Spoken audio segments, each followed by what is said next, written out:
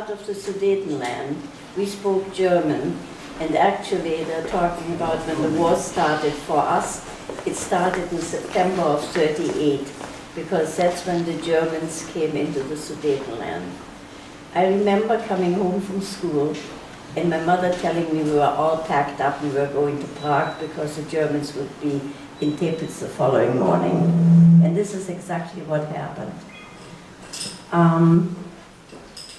The Sudetenland was handed over to the Germans in '38. The war, I mean, the Germans occupied the rest of Czechoslovakia in March of '39. Teplitz, the place I grew up, was about a city of maybe 40,000. It was a spa, so it was really quite a nice place to live in. There's no Jewish community left there whatsoever. The synagogue from Teplitz was razed by the Germans. There's absolutely nothing left of it. I was only back once, and I did find our house and some other things. I knew the synagogue was gone. I did not try to find the cemetery, because I just couldn't make myself do it. To me, the thing after seeing the movie today and all the things that have happened, the miracle of it is the fact that I can sit here and tell you about it. I'm still alive, and a good many of us are still alive. And really, it's a miracle that we are, and it's a miracle that we have a Torah from the Czech Republic. And that, to me, is Judaism.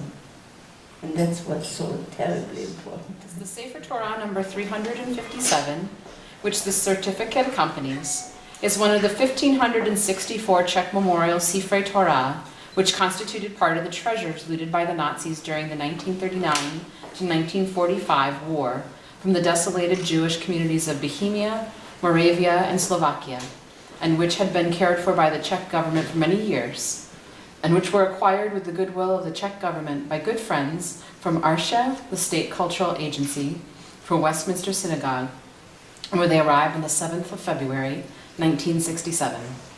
Some of the collection remain at Westminster Synagogue, a permanent memorial to the martyrs from whose synagogues they come. Many of them are distributed throughout the world to be memorials everywhere to the Jewish tragedy, and to spread light as harbingers of future brotherhood on earth. And all of them bear witness to the glory of the Holy Name. Are looking at the silver, they're looking at the cover, but almost nobody looks at this little plaque on the bottom. And maybe as a result of the film that we've seen, you see it's a little brass plaque right on the bottom there. And that maybe sometimes when the Torah is being carried around as part of a religious service, we will also just spend a second to look at that little brass plaque and remember where this came from and what it stands for. Thelma and I were simply the messengers. I heard about the Westminster Scrolls Trust, I think, it's been a long time, I think it was probably from my cousin, Larry Hoffman. And we were going to England on sabbatical. My father had died a few years earlier, and Thelma's father died many years earlier. And we wanted to bring it because of what it is, and also in memory of our late fathers. Since that time, our mothers have died as well, and we think of this Torah certainly as a memorial to the millions, but also in a personal way to our own parents, Jack and Susie Rosner, and Clara and Lou Rosenberg. The story of getting it is not very dramatic. The drama is all here.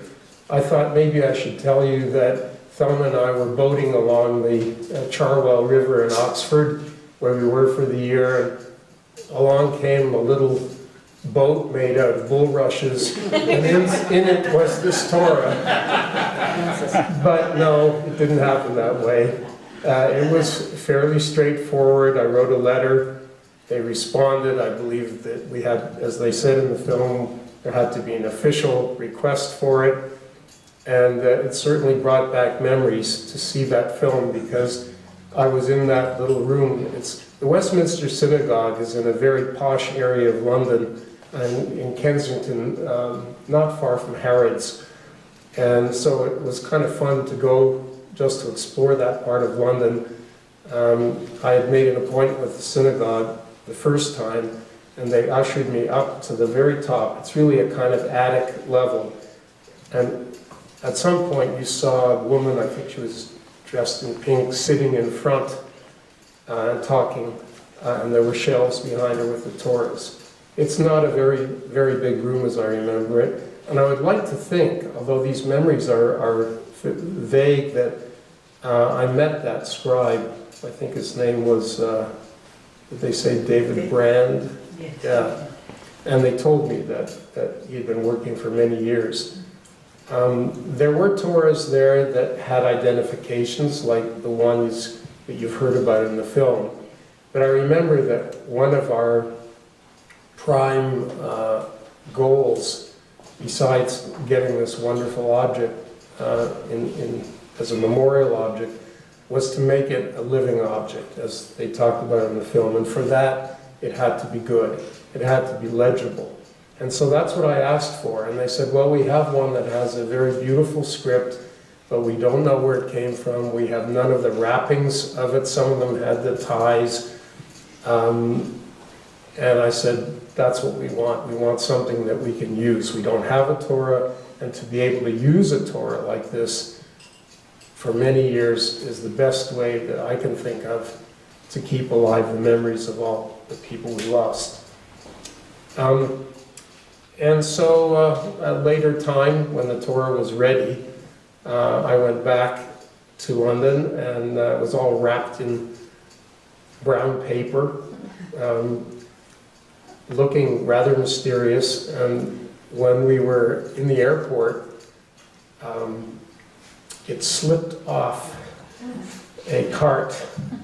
And in that process, one of these things, these discs, these are not the original. I want to say more about that later, but one of them actually cracked, and I repaired it when we got it home. It was kind of a miracle that nothing else happened to the Torah. And the last little adventure was that when we went through customs, it had to be x-rayed, even though this was long before 9/11. It was a sealed up package. And the officer asked me what I was doing with fencing foils wrapped in brown paper. Anyway, at that time, a mere explanation sufficed, and there was no further problem, and we brought it back. And we've had the great joy of giving it a home and using it, and also for Thelma and me remembering our parents whenever we look at it. For some years, is that the original Discs. the discs and the poles of the Torah that we brought back are gone, because at some point this Torah was sent out to be repaired. Some of the words became indistinct. At that time, these new poles were substituted. Thank God the plaque was put on them. But I wish we had the old ones, because they survived the Holocaust, but not our restoration. They just... Another interesting, I met Nicky Winton's son in London, in Toronto some time ago. Oh, There yeah. was something in honor of Nicky Winton. And we were chatting, and he had his friend, his partner with him. And I said, how was it growing up with a hero? And the lady piped up and she said, you know, that's really what brought, he's also Nicholas, and me together. We were at a party and we were sort of talking, and she said, my mother, she came from Hungary, I believe, I'm not too sure, but I think it was Hungary. And her mother, though not Jewish, was quite a well-known artist. And when the Germans came in, which wasn't until about 43 or 44, she had a salon, and mainly because she was hiding Jews upstairs, while the German officers were in the living room and whatever. And she said that's what brought Nicky and me together. We both had parents who were heroes. You know, I've never forgotten it. Rabbi Wittstein of blessed memory said that this was indeed a beautiful scroll. The calligraphy was exceptionally good. So we got what we asked for. And in a sense, the fact that we don't know where this Torah came from, except that it came from Bohemia or Moravia. Tablets. That's what I was going to say. I think of it as coming from every community, But to make and that tablets. includes tablets. So we agree on this. Could I just walk around with the Torah? I would like everybody to see this label. It's a tiny little thing, but you might not have noticed it before, and maybe now you will look for it. I'll come by this side.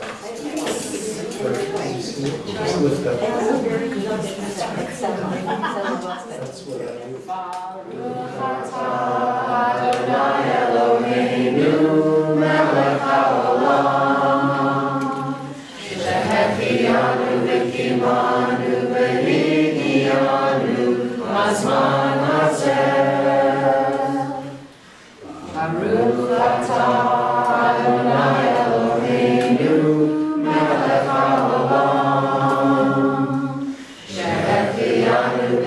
Manu, Behigianu, Asman